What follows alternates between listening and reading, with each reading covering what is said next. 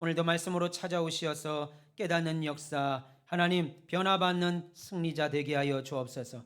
감사하며 예수님의 이름으로 기도합니다. 아멘. 할렐루야. 반갑습니다. 예, 벌써 1월의 마지막 주일입니다. 한 주 동안 삶의 현장에서 수고하고 오늘도 변함없이 주님 사랑하셔서 이 자리에 다시 모인 여러분들을 주님의 이름으로 환영하고 축복합니다. 예, 복된 예배 자리 잘 나오셨습니다.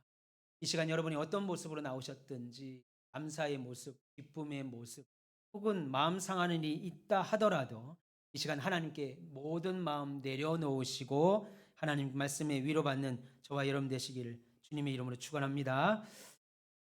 그런 의미로 우리 옆에 계신 분, 앞뒤 계신 성도를 보면서 격려하겠습니다. 승리하고 나오셨습니다. 예, 함께 예배해서 참 좋습니다. 네, 배 집사님 우리 기다리시는 것 같아서. 네, 집사님. 됩니다. 기다리시는 것. 제가 예배를 불안해 설교를 못 하겠네. 나도 저렇게 그냥 아련하게 보는 아내가 좀 밑에.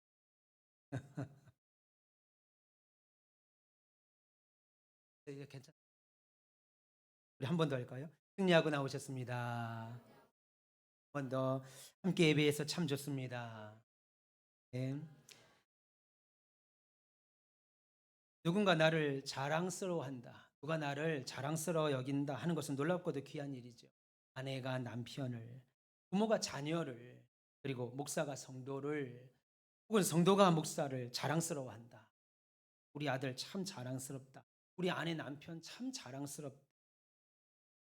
너무나 복된 일입니다. 왜요? 그것은 개인적으로도 영광스러울 뿐만 아니라 그가 다른 사람들에게 귀감이 되는 삶을 산다는 인정이기 때문이지요. 지난주 저희 아버지 바로 밑에 동생 큰고모님이 전화를 하셔서 이런 말씀을 하셨어요. 오빠가 그 옛날 목회할 때 교회가 참 어려워서 너희들 교육이나 너희들 양육에 그런 거 제대로 너희들 교육이나 양육도 제대로 못 시키는 줄 알았는데 시간이 지나고 보니까 우리 형제들의 자녀들 중에 오빠 자녀들이 가장 대견스럽다. 가장 잘 큰 것 같다. 라고 하시면서 요즘 저를 생각하면 아버지가 천국에서 참 많이 자랑스러워 하실 것 같다. 라고 하는 말씀을 하셨어요. 저는 개인적으로 아버지를 매우 존경합니다. 이 세상에 어떤 큰 업적을 남기신 목사님들보다 저희 아버지가 선배 목사님, 그리고 아버지로서도 매우 자랑스럽게 그 이유는 아버지는 하나님을 참 많이 사랑하셨어요. 교회를 너무 사랑하셨습니다. 그래서 개인의 행복이나 생명까지도 주의 몸된 교회를 위한 믿음의 삶을 하셨습니다. 거기에 그 어려운 목회 가운데서 자녀들을 믿음으로 살게 하셨고 저에게는 목사로서 가져야 될 바른 덕목도를 갖도록 죽는 그 순간까지 믿음으로 행동으로 가르쳐 주셨기 때문입니다. 아마도 우리 큰 고모님은 그 당시에는 답답해 보였던 오빠의 그 신앙의 모습이 지금 조카의 모습에도 조카 목사의 모습에도 그대로 드러나니까 이 어려운 시대 예배당을 건축하고 하나님과 교회를 위하여 아버지처럼 신실하게 헌신하는 모습을 보여 천국에 계신 아버지가 아가 저를 자랑스러워 하실 거라는 말씀을 한. 그런데 이렇게 그리고 참 그 말 듣는 감사 기뻤습니다. 그런데 이렇게 사람에게 자랑스러움을 받는 것도 영광스러운 일이죠. 내가 당신을 자랑스러워합니다. 내가 우리 딸 자랑스럽다. 우리 아들 자랑스럽다. 우리 남편 자랑스럽다. 이렇게 사람에게 자랑스러움을 받는 것도 영광스러운 일인데 하물며 하나님께서 자랑스러워 하시는 사람들이 있다고 성경은 심지어 그 정도가 아니라 어떤 사람들에게는요. 그들의 입에서 하나님은 나의 하나님이시다. 하나님은 나의 하나님이시다라고 말하는 것을 하나님께서 영광스럽게 생각하는 사람들이 있다는 겁니다. 놀라운 말. 어떤 사람들은 하나님은 나의 하나님이십니다라고 하는 이 말을 할 때 그들의 입에서 그 말을 할 때 하나님께서 매우 영광스럽게 생각하는 사람들이 있다라는 겁니다. 오늘 우리가 읽은 본문이 그것을 말씀하고 있습니다. 오늘 본문을 통해서 나는 하나님의 자랑이 되리라 라고 하는 제목으로 하나님 말씀을 선포할 때 여러분들은 반드시 이 시대의 하나님의 자랑이 되셔서 하나님을 기쁘시게 할 뿐 아니라 오고 오는 신자들에게 귀한 귀감이 되시는 여러분 되시기를 주님의 이름으로 축원합니다. 먼저 보면 16절 중반입니다. 하나님이 그들의 하나님이라 일컬음을 받으심을 부끄러워하지 아니하시고 그렇게 말합니다. 여러분 16절 중반에 하나님이 그들의 하나님이라 일컬음 받으심을 부끄러워하지 아니하신다 그렇게 말씀합니다. 여기서 지금 부끄러워하지 아니하신다라고 하는 말씀은 야 네가 그렇게 네가 나를 나의 하나님이라고 부르는 거 뭐 괜찮아. 뭐 창피할 정도는 아니야. 그래 네가 나의 하나님이라고 나를 부르는 거 괜찮아. 내가 그렇게 창피할 정도는 아니야라고 하는 말이 아니고 오히려 나를 너의 하나님이라고 부르는 것이 나는 너무 자랑스럽다. 나는 너무 기쁘고 나는 너무 좋다라고 하는 것을 강조하기 위한 반어법적 표현입니다. 오늘 히브리서 11장의 내용은 하나님께서 이토록 자랑스러워하시는 사람들의 이야기, 하나님이 이렇게까지 자랑스러워하시는 사람들의 이야기입니다. 그래서 히브리서 11장은 성경에서 매우 독특한 별명을 하나 갖고 있는데 그것은 바로 믿음장이다라고 하는 별명을 갖고 있는 장입니다. 한마디로 믿음에 대하여 자신의 삶에서 그 증거를 찾았고 또한 그들의 삶이 2024년 1월 마지막 주일을 살고 있는 저와 여러분 우리 모두에게 또다시 도전이 되는 믿음의 사람들, 신앙의 영웅들에 대한 이야기가 히브리서 11장의 내용입니다. 그래서 히브리서 11장 1절과 2절은 이렇게 시작합니다. 선진들이 이로써 믿음의 증거를 얻었다라는 말로 시작하여 믿음의 선배들을, 기라성 같은 선배들 하나씩 소개합니다. 아벨로부터 에녹, 노아, 아브람, 사라, 이삭, 야곱, 요셉, 모세, 라합 11장 쭉 보세요. 이 밖에도 기드온, 바락, 삼손, 입다, 다윗, 사무엘, 그리고 그 외의 모든 선지자들과 무명의, 다시 말해서 이름도 알 수 없는 수많은 믿음의 선진들까지 성경은 이들을 얼마나 믿음대로 사는 사람들이 많았는지 이들을 일일이 거론하자면 시간이 모자랄 정도로 많다 그렇게 말하면서 조목조목 그러면 그들이 가진 믿음이 어떤 믿음이었는가를 설명하기. 그런데 그렇게 믿음에 관한 믿음의 영웅들, 믿음의 선배들, 신앙의 영웅들에 대한 이야기를 한참 하시다가 오늘 우리가 읽은 본문 13절에 와서는 갑자기 한 사람 이야기하는 걸 잠시 멈추고 그 사람들의 믿음에 대하여 부연 설명을 합니다. 그것이 13절부터 16절 그리고 우리가 읽은 본문이죠. 그리고 다시 17절부터 되면 다시 요셉, 모세 그리고 사사들까지 한 사람 이름을 거론하며 신앙의 영웅들의 진면목을 설명합니다. 그러면 그런 믿음의 영웅들 사이에 끼어 있는 것처럼 앞에 1절부터 12절까지 그 다음에 17절부터 나머지 절까지 믿음의 영웅들 사이에 끼어 있는 것 같은 13절부터 16절 우리가 읽으신 믿음의 영웅들 사이에 끼어 있는 것처럼 보이는 오늘 본문이 기록된 의도가 뭐냐는 겁니다. 오늘 본문이 없어도 12절까지 쓰다가 12절에서 17절을 연결해도 아무 문제가 없는데 12절까지 신앙에 대한 이야기를 하다가 13절부터 16절 오늘 본문을 거기다 꽉 껴넣은 것 같은 그렇게 성경을 기록하신 의도가 무엇이냐 하는 거예요. 여러분 그것은 히브리서 11장에 기록되어 있는 이 믿음의 영웅들, 이 신앙의 선배들 이들은 도대체 어떤 사람이냐? 이들은 도대체 누구냐? 도대체 어떤 삶을 살았던 사람이냐? 그래서 아담의 아들 아벨서부터 수많은 이름도 알 수 없는 어마어마하게 많은 믿음의 선배들까지 도대체 그들은 어떤 사람이냐? 어떤 믿음을 갖고 살았던 사람이냐? 그걸 설명하기 위하여 이름을 쭉 기록하다가 13절 오늘 본문에 와서는 이름만 기록해서는 안 되겠다. 오늘 요 내용을 그들이 어찌 살았는가를 설명해야 되겠다. 부연 설명을 해야 되겠다 하고 그 사이에 13절부터 16절까지를 꽉 끼얹는 겁니다. 그런데 잘 보세요. 잘 보시면 오늘 히브리서 11장에 기록된 수많은 믿음의 선배들은 그들이 살았던 시대, 그리고 그들이 처했던 삶의 문제들이 다 달랐습니다. 또한 그들이 당했던 위기, 그다음에 고난, 이것도 다 달랐습니다. 심지어 그들이 살았던 역사적인 사건이나 상황도 다 달랐습니다. 그러면 그렇게 모든 것이 다 다른 이 사람들을 잘 생각해 보세요. 살던 때도 다르고 만났던 고난도 다르고 만났던 어려움이나 시험이나 역사적인 상황이 다 달랐던 그들을 왜 성경에서 믿음장이라고 말하는 오늘 본문에 다 모아놓은 이유가 무엇 때문에 살아서는 서로가 단 한 번도 만난 적이 없는데 왜 이 사람들을 히브리서 11장이라는 성경에 다 모여놨냐는 겁니다.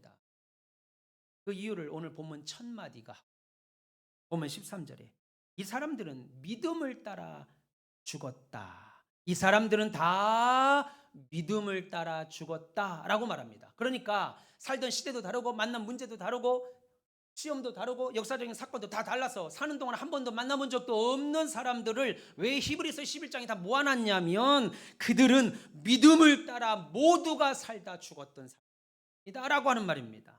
그러니까 이들은 그들이 살았던 시대나 환경이 다르고 삶의 방식도 다르고 처했던 문제도 하나같이 다 다른 인생을 살았지만 그럼에도 그들 모두가 하나 된 공통점이 있었는데 그것은 모두 믿음을 따라 살다가 믿음을 따라 죽었다는 겁니다.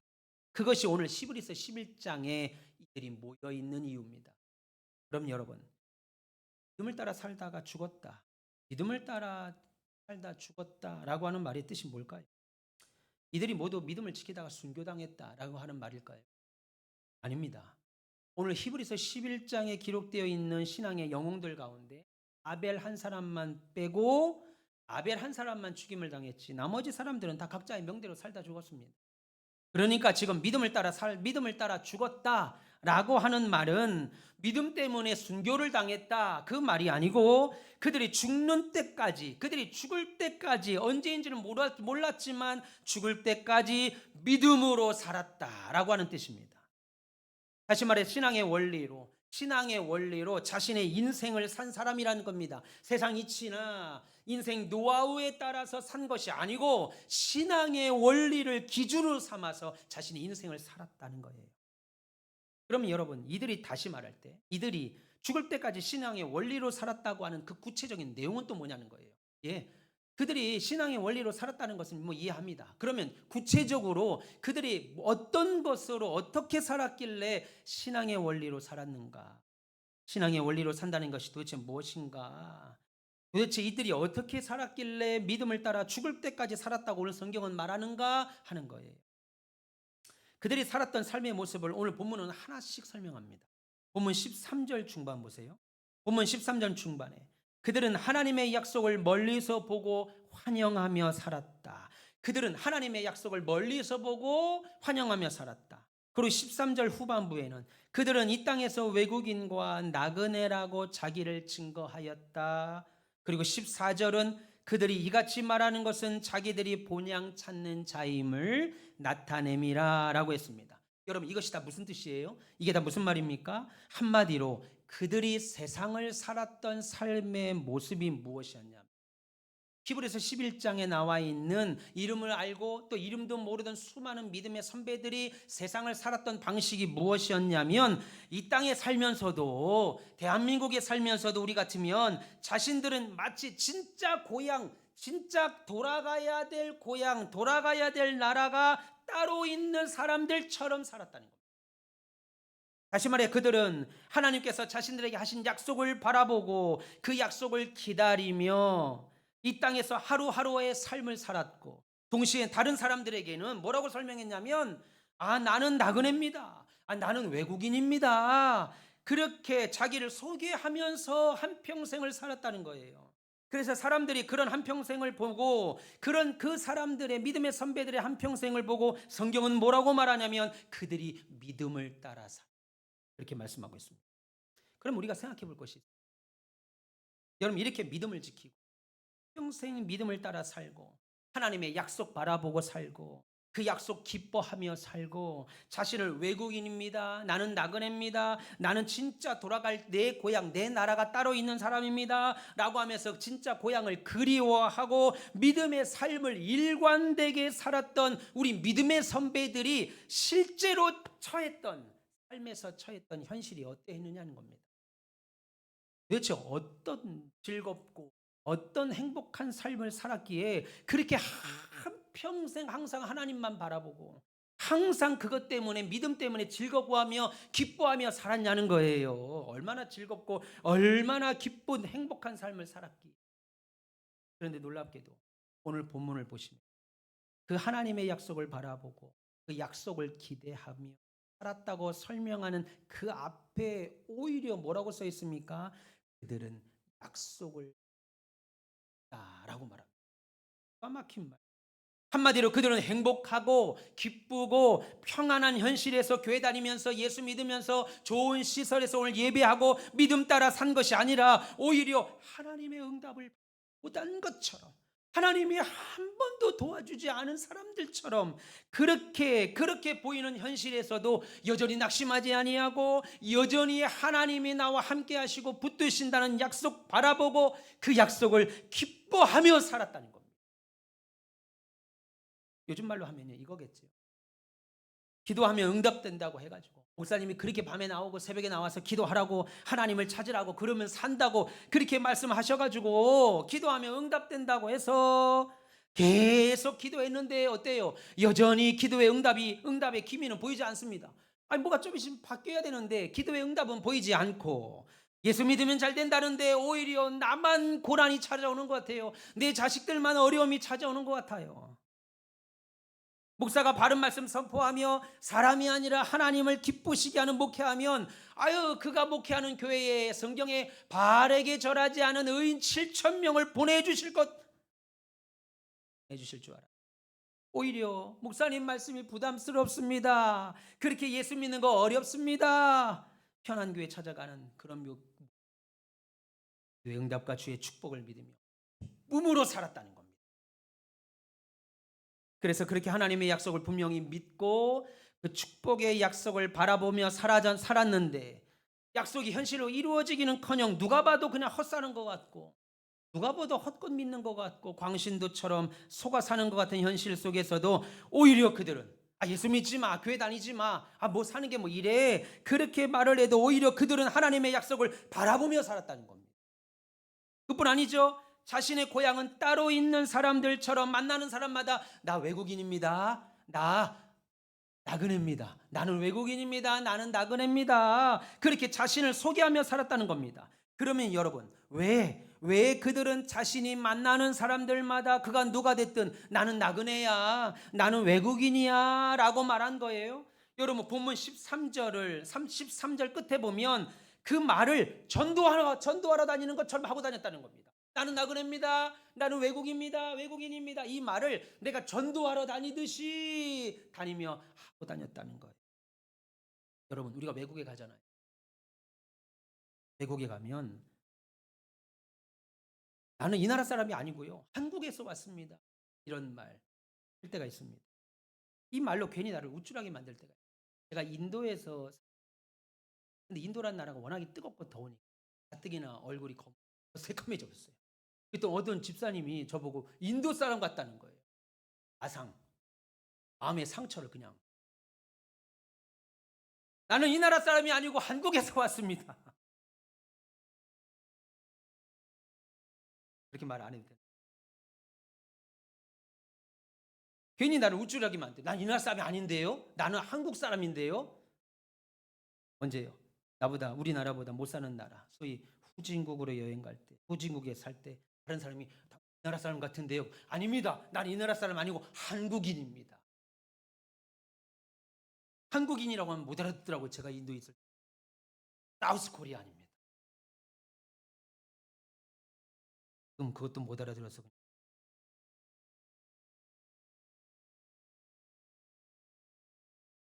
그런데 지금 이 믿음의 선배들이 자신을 나그네다, 자신을 외국인이다 밝히는 이 상황은 그런 의미가 아닙니다. 그러면 왜 주변 사람들에게 나는 이 땅에서 나그네로 살 사람이야, 나는 진짜 내 고향 내 나라가 따로 있는 외국인이야, 나 이 나라 사람 아니거든, 이렇게 자꾸 말하고 다녔냐는 거예요. 간단합니다. 그 이유는 사람들이 자꾸 묻기 때문이죠. 사람들이 야 너는 왜 그렇게 사니? 야 모든 세상 사람들 다 이렇게 살아. 그런데 너만 달나라에서 왔냐?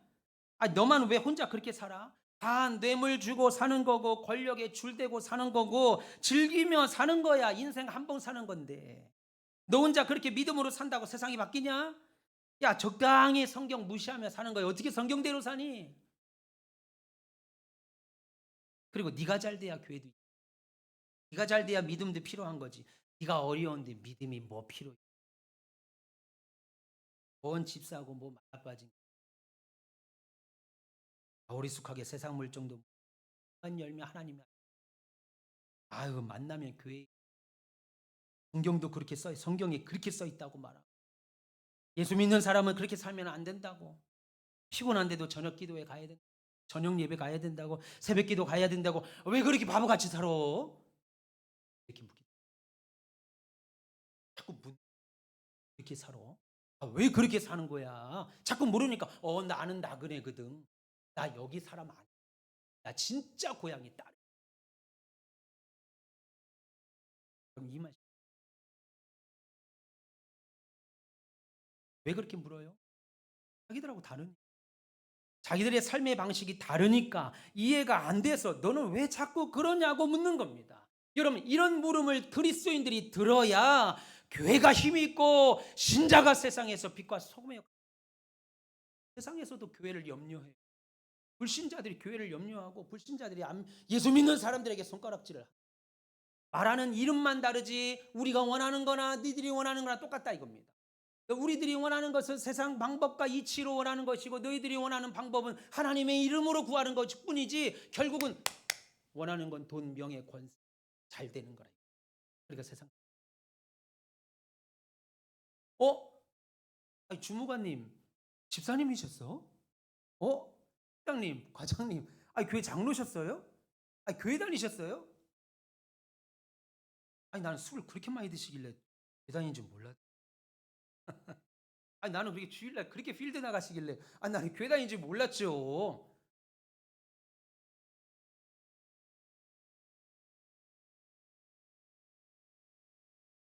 그럴 때마다 이 믿음의 선배들이 지금 여기 살지만 내가 지금 제대로 살고 있는지 아닌지 결정하는 법이 따로 있는 나는 천국 시민자거든. 내 삶이 끝났을 때 잘했다. 김 장로 참 잘했다. 최 목사 참 잘했다. 칭찬하시는 내 인생의 주권자가 하나님이시거든. 이렇게 사람들에게 말하면서 이것이 그들이 이 땅에 살면서 자신을 나그네로 말하며 살았다는 뜻입니다. 그런데 그러면 여러분들 이렇게 믿음의 소유자들이 믿음을 갖고 살았던 천국을 사모하며 기쁜 마음으로 살 때 그들이 처한 현실은 어땠냐는 겁니다. 하나님이 그들을 보시고 잘했다. 그리고 막 그들의 현실을 형통하게 하고 이런 말 한마디만 하면 막 승진하고 잘되고 그렇게 했냐는 겁니다. 오늘 본문 15절과 16절 한번 보세요. 그들이 나온 바 본향을 생각하였더라면 돌아갈 기회가 있으려니와 그들이 이제는 더 나은 본향을 사모하니라고 했습니다. 이게 무슨 말이에요?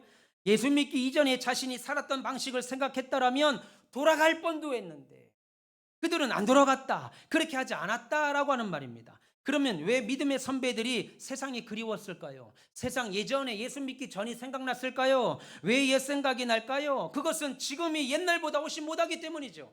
예수 믿고 나니까 예수님 때문에 희생하고 살고 예수님 때문에 헌신하고 살고 예수님 때문에 교회를 위해서 사는 모습을 보니까 예수 때문에 양보하고 예수님 때문에 나보다 다른 사람을 높이며 살다 보니까 예수 믿기 전보다도 훨씬 못한 거예요. 예수 안 믿었을 때는 만나서 대화도 안 할 사람들을 예수 믿고 내가 집사 권사 장로가 돼서 그를 높여주고 세워줘야 되는 사명도 받잖아요.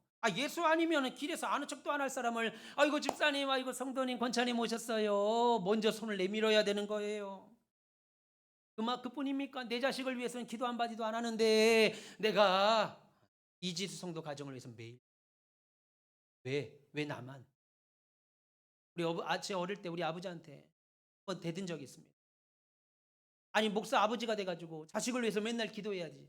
새벽에 나가서 밤에 나가서 기도하는 거 예배 보면 맨날 김 집사, 박 집사, 홍 집사 얘기만 하고 우리 자식들 얘기를 한 번도 기도 안 하고. 그러니까 우리 자식들이 이렇게 살지요. 그런 표정이 그러고 맞았겠다는 표정인데 우리 아버지가 그렇게 때리고 한 분은 아닙니다. 어쩜 이렇게 한결같이 얼굴 표정이 맞았겠구나 하는, 제가 이렇게까지 이렇게 아찔한거리면서 하진 않았겠죠.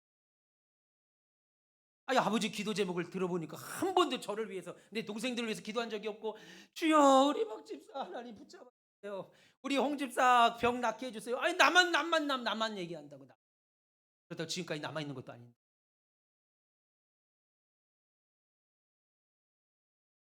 옛날보다 훨씬 이어질 만큼 신앙의 여러분, 그들이 믿음을 지키다가 처한 상황을 오늘 본문 35절 이하에 쭉 설명하는데 뭐라고 말하냐면, 그들이 심한 고문을 받되 무차히 풀려나기를 원하지 아니하였습니다. 또 어떤 이들은 조롱과 채찍질뿐 아니라 결박과 옥에 갇히는 시련도 받았습니다. 돌로 치는 것과 톱으로 자르는 것과 시험과 칼로 죽임을 당하고 양과 염소의 가죽을 입고 도망다니며 궁핍과 환난과 학대를 받았으니 그들이 광야와 산과 동굴과 토굴에서 떠돌아다녔다. 그렇게 말합니다. 여러분, 이것은 믿음 하나 지키자고 살았던 그들의 현실을 말하는 거예요. 믿음 때문에 그들이 헌신하고 희생하고 양보했던 삶이 얼마나 무섭고 컸던지. 그래서 누구라도 이런 상황을 만나게 되면 나 예수 안 믿어, 야 예수 믿는 게 뭐 있다이냐, 야 나 교회 안 다닐란다 하고 다 예수 믿기 이전의 생활로 돌아갈 뻔한데, 예수 믿기 이전의 모습으로 돌아갈 만도 한데, 이들은 오히려 예전으로 돌아갈 마음을 갖지 않을 뿐 아니라 오히려 그런 상황에서 더 나은 본향, 더 나은 천국을 바라보면서 살았다고 말하는 거예요. 그래서 하나님께서 이런 사람들을 볼 때 자랑스러웠다 이겁니다. 세상에 바라보고 하나님께서 이런 말씀을 준비하는.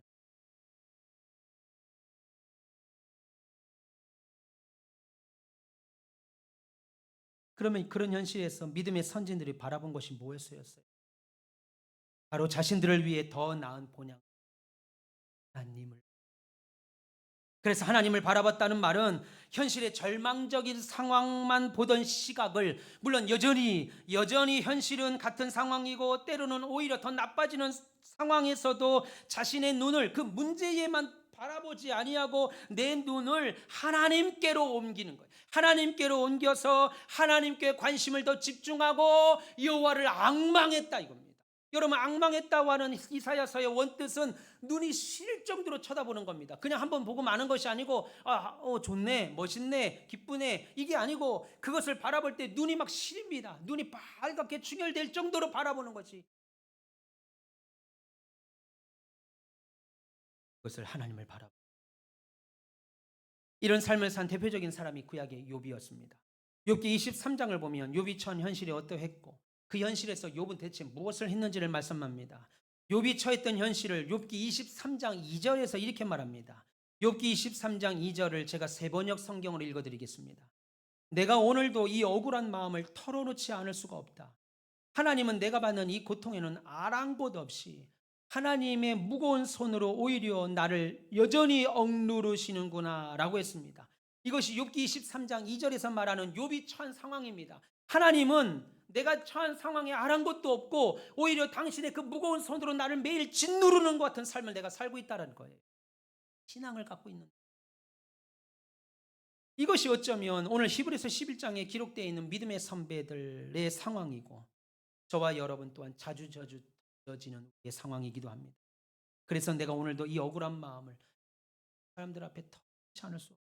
그러면서 욥기 23장 8절과 9절에 뭐라고 말하냐면, 그런데 내가 하나님 앞에 털어놓지 않을 수가 없는데, 그런데 내가 앞으로 가도 그가 아니 계시고 내가 뒤로 가도 그가 보이지 아니하시며 그가 왼쪽에서 일하시나 봐도 내가 만날 수가 없고 그가 오른쪽에 계신가 돌이켜봐도 찾아볼 수가 없구나 라고 말합니다. 한마디로 욥이 당하는 고난의 상황에서 하나님을 찾으려 노력하고 동서남북을 봐도 하나님은 계시지 않고 만날 수도 없는 상황에 내가 처해 있다는 거예요.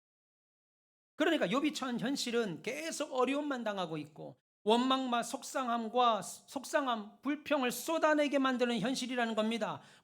물론 저와 여러분이 이런 상황을 만날 때 물론 하나님이 계시다고 하는 것은 믿겠는데, 저한테 와 상담하시는 분들 가운데 어려움을 처할 때 하나님이 계시다고 하는 것은 믿겠습니다. 하나님이 계시다고 하는 것은 믿겠는데, 그러나 하나님이 나와 지금 함께하고 계시다고 하는 것은 확인할 길이 없습니다. 하나님이 계시다는 건 믿겠어요. 근데 그 하나님이 나와 지금 함께하시고 계시다는 건, 그렇다면 내가 좀 지금 어려움이 해결돼야죠. 하나님이 지금 나를 위해 일하고 계신다는 것은 머리로는 알겠습니다. 하나님이 나를 위하여 일하지 않으면 누가 나를 위하여 일하겠습니까? 머리로는 알겠습니다. 그런데 현실적으로 증명되거나 확인할 수도 없는데, 그런 현실에 오늘 욥이 살고 있었다는 거예요. 그러면 욥은 이럴 때 어떻게 했냐는 거예요. 이런 현실에서 어떻게 했냐는 거예요. 그냥 그거 다 포기하고, 믿음 다 포기하고, 야, 예수 믿는 게 뭐 이러냐, 야, 교회 다니는 게 뭐 이따이냐, 나 이제 예수 안 믿을란다, 낙심하고 있었습니까? 아니에요. 매우 놀랍게도, 오히려 놀랍게도 욥이 오히려 더 하나님을 찾기 시작합니다. 그래서 이런 현실에 있던 욥이 결국 깨달아 고백하는 것이 무엇이었어요? 그것이 욥기 23장 10절, 우리가 찬양으로도 너무 많이 부르는, 그러나 내가 가는 길을 그가 아시나니 그가 나를 단련하신 후에는 내가 정금같이 나오리.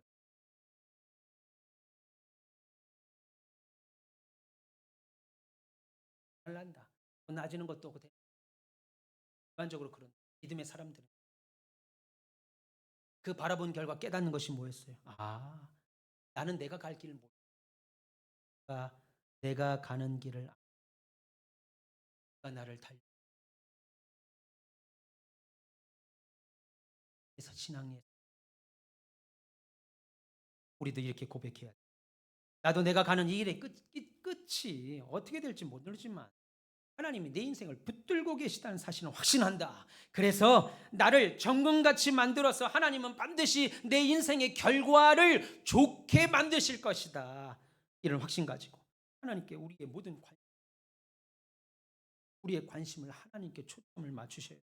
그래서 믿음은 우리가 하나님을 생각할 때, 그래서 여러분 진짜 믿음은 여러분들이 하나님을 생각할 때 하나님을 저 우주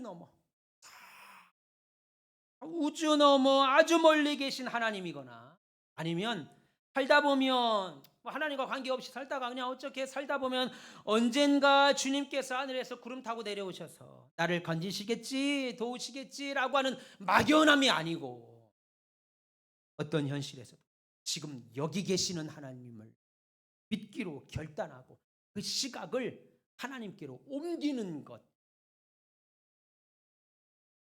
이것을 히브리서는 믿음으로 인생 사는 것이다, 그렇게 말합니다. 그래서 이 믿음은 선진들로 하여금 본문 27절에 보면 보이지 아니하는 자를 보는 것 같이 하여. 제가 이 말씀을 듣는, 보이지 않는 자 누굽니까? 보이지 않는 하나님을 지금 내 눈으로 보는 것 같이 믿었다. 보이지 아니하는 하나님을 내 눈으로 보는 것 같이 믿었고, 그렇게 믿음을 따라 인내하며 참으며 살았다는 거예요. 그래서 여러분, 그 사람의 믿음의 깊이, 믿음의 크기는 언제 알 수 있냐면 시련을 만날 때, 어려움을 만날 때입니다. 시험과 환난과 고난을 만날 때입니다. 뭐든지 좋고 뭐든지 잘 되고 뭐든지 형통하고 뭐든지 평안할 때가 아닙니다.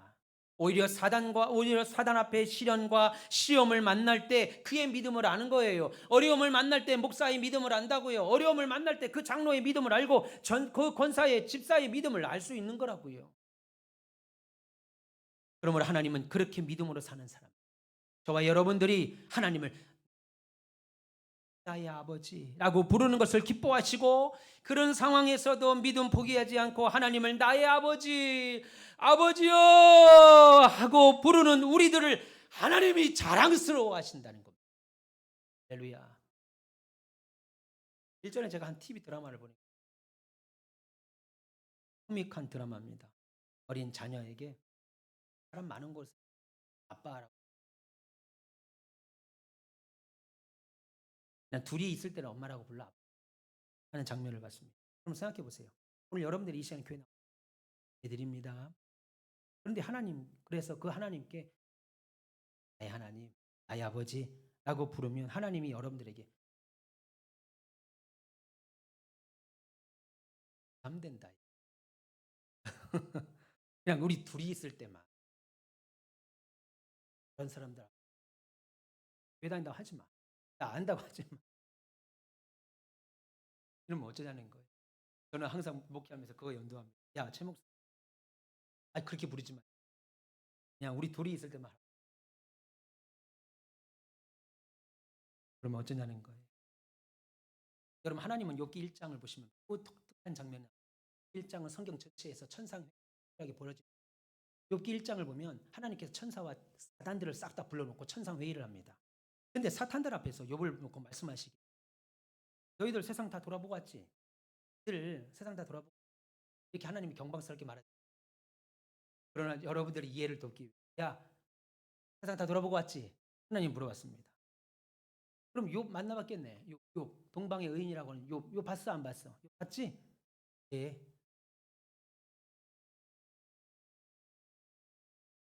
욥을 자랑하신 적이 있어요.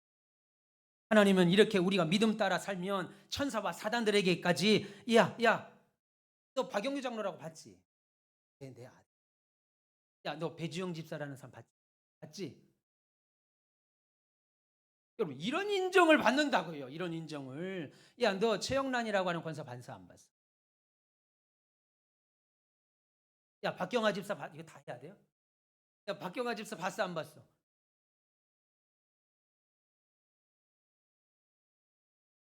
김하원이 봤어 안 봤어? 내 아들이라.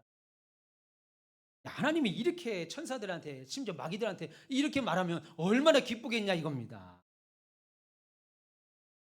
우리들을 자랑스러워할 뿐 아니라 우리들에게 하나님은 나의 하나님이라고 불리는 그 사실을 기뻐하신다고요. 사실 우리가 하나님의 영광 드러내고 하나님이 나를 통해 기뻐하신다는 것에 관해 우리가 생각하는 것과 하나님이 실제 여기시는 것이 다를 때가 있습니다. 무슨 말이냐면 우리가 나를 통해서 하나님의 영광 받으실 거야 라고 생각하는 많은 경우에는 내가 나를 볼 때도 좀 자랑스러울 때 내가 나를 봐도 좀 뭔가 한 건 했을 때, 내가 나를 봐도 이거, 좀 세상에서 뭔가 이렇게 한 건 딱 했을 때 하나님이 나를 봐도 좀 자랑스럽겠지. 하나님이 그 정도는 돼야 내가 영광스럽겠지. 그렇게 생각합니다. 반대로 사업도 망하고 다 망해요. 다 되는 것도 없어요. 내가 이렇게 망했는데 내가 신앙생활하다 이렇게 실패했는데 내 삶의 모양이 이 모양 이 꼴인데 야 이런 때는 내가 누구한테 예수 믿는 사람이라고 내가 집사라고 장로라고 권사라고 말하는 것이 또 내세가 안 하는 것이 오히려 하나님께 영광이 될 것 같은데 그렇게 생각할 수 있습니다. 전혀 그렇지 않습니다. 여러분 오늘 우리가 본 것처럼 히브리서 11장의 믿음의 선배들 신앙의 선진들이 하나님을 아버지 하나님이라고 부를 때가 어떤 현실이었는지 다 봤지요. 세상 사람들이 볼때 근접도 하지 않을 추한 상황, 어려운 상황, 힘든 상황에 살던 사람들이었습니다. 그들의 상황을 요즘 말로 하면 예수 믿는다고 평생 고생하며 헌신하고 헌금하고 교회 다녔는데 주일 지켰는데 복이라고는 하나도 받은 것 없어 보이는 상황. 세상에서 명예도 없고 권세도 없고 돈도 없고 인기도 없어서 오히려 무시당하는 그런 상황. 차라리 예수 믿기 전이 더 그리워질 만큼 세상이 말하는 영광이라고 하는 개념으로 보면 하나같이 그 영광은 없고 비참하고 망가져 버렸고 어디 가서 교회 다닌다는 말을 입 밖에 안 꺼내는 것이 하나님께 영광이 되는 것 같은 그런 상황. 나도 하나님 알아 라고 말하면 그거 자체로 하나님의 명예를 훼손할 것 같은 그런 상황에서 오늘 본문에 나오는 믿음의 선진들을 하나님을 나의 하나님이라고 불렀던 것입니다. 세상 사람들이 볼 때 한 것 같은 그런 상황에 있는 그 사람. 그런데 놀랍게도 하나님은 그들이 나의 하나님 이렇게 부르는 것을 자랑스럽게 생각했다는 거예요. 예수님도 십자가에 달려서 내려와서 네가 하나님인 것 들면 내려오지. 그러니까 너는 하나님 아니야. 너는 죄인이야. 이렇게 로마 병사들에게 온갖 모욕당하고 백성들에게 침뱉음과 뺨을 맞는데도 진짜 죄인처럼 죽임을 당하는 그 순간에 엘리 엘리 나의 하나님 나의 하나님 이런 모습으로 십자가에서 예수님이 하나님을 나의 아버지 나의 하나님이라고 부르니까 하나님께서 천국에서 그렇게 말합니까? 하늘에서 야야야야 아유 내가 너 때문에 다 창피하다. 웬 말이니 십자가가 웬 말이니? 아유 내가 다 창피하다. 내 영광이 다 가려진다. 그러셨습니까? 아니죠. 예수님께서 그처럼 눈으로 볼 때 무능하고 망한 자의 모습으로 십자가에 달려온 피와 물을 다 쏟으면서 나의 하나님 나의 하나님이라고 불렀지만 하나님은 오히려 그 순간에 이 세상에서 가장 위대한 영광을 받고 계십니다. 반대로 우리가 바라는 대로 돈도 많고 힘력도 있어요. 이제 내가 하나님이라고 부르면 하나님도 좀 영광이 되고 좀 겠지 생각해서 하나님이라고 부를 때 어느 한때는 하나님께서 야 내가 지금 믿음이 아니고 세상에 온갖 수단 방법 세상에 이치 따르 그래서 그 돈 모으고 그 권력 누리고 있는 건 내가 다 아는데 내가 나의 하나님이라고 부르 네가 어떻게 살고 있는지 내가 나의 하나님이라고 부르면 창피하다. 그럴 신자. 그러나 오늘 본문에 나오는 사람들은 그런 어려운 상황을 나의 하나님이라고 불림을 받고 있는 하나님께서 자랑스럽게 사랑하는 우리 가온비스별. 그럼 여러분들이 한 가지 질문을 제기하십시오. 하나님이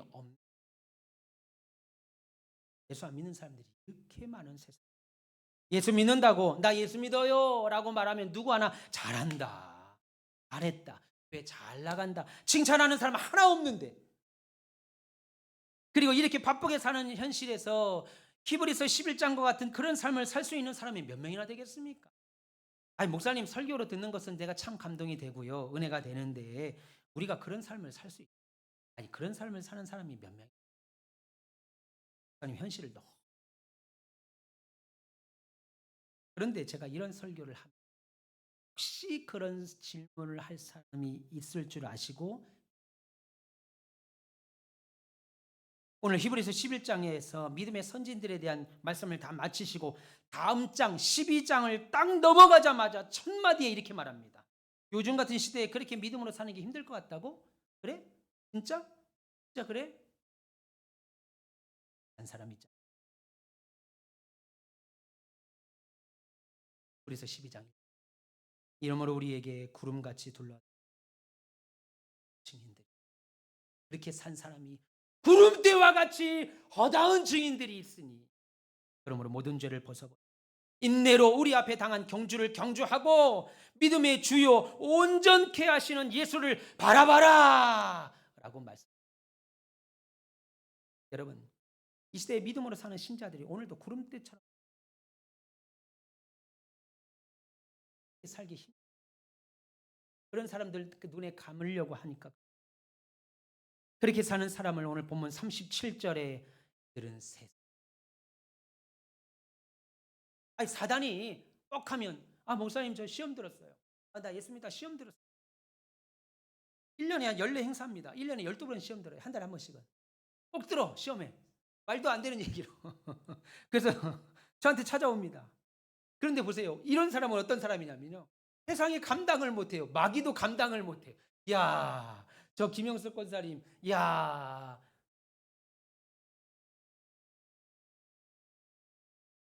저 전영풍성도, 나 마귀도 있잖아. 유혹이 안 돼. 감당이 안 돼. 저 사람은 세상에 감당할 수가 없는 사람이야. 가지 마. 가지 마. 누구한테 가? 홍길동.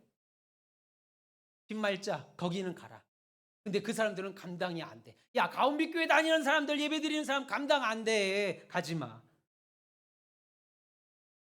그리고 16절에 그들은 결국 하나님께서 멋지게 준비하신 큰 성을 누리게 할 것. 어쩌면 믿음을 따라 산다는 것 피곤할 수도 있습니다. 희생해야 되고 양보해야.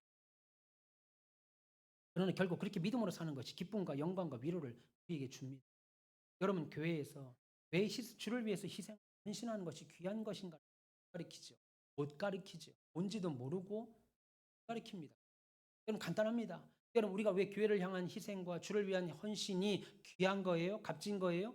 아주 간단합니다. 우리의 삶은 이 땅에서 끝이 아니기 때문에 그래요. 이 땅에서의 삶이 끝이면 교회에서 헌신하는 게 얼마나 멍청한 짓이에요. 이 시간 예배당 나오는 게 얼마나 답답한 짓이에요. 그래서 바울도 뭐라고 그랬어요?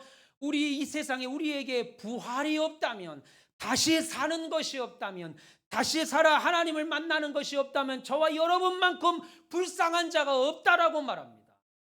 우리만큼 불쌍한 자가 없는 거예요. 여러분, 왜 주를 위하여 하는 헌신이, 희생이, 노력이, 애씀이 귀한 것이냐면 우리는 이 땅의 삶이 끝이 아니고 영원한 도성이 있기에 죽으면 내 아버지를 만난다 이겁니다. 죽으면 내 하나님을 만난다 이겁니다. 죽으면 모세와 아브라함과 이삭과 야곱과 요셉과 어쩌면 아멘도 할 말 만난다 이겁니다. 그러니까 여러분, 우리 희생해야죠. 주를 위하여 십자가를 짓고 주를 위하여 교회를 위하여 헌신하고 목숨 바쳤던 사람들을 다 만난다 이겁니다. 그러니까 주를 위한 희생이 이 땅에서의 삶이 끝이라면 헛고생하는 거예요.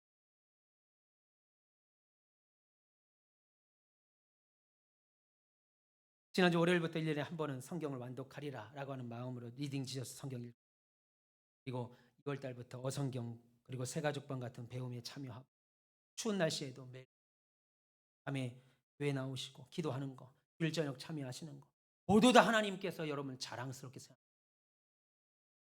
세상 사람들은 안 자랑스럽게.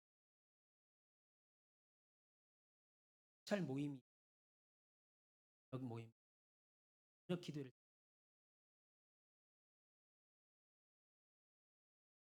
아이고,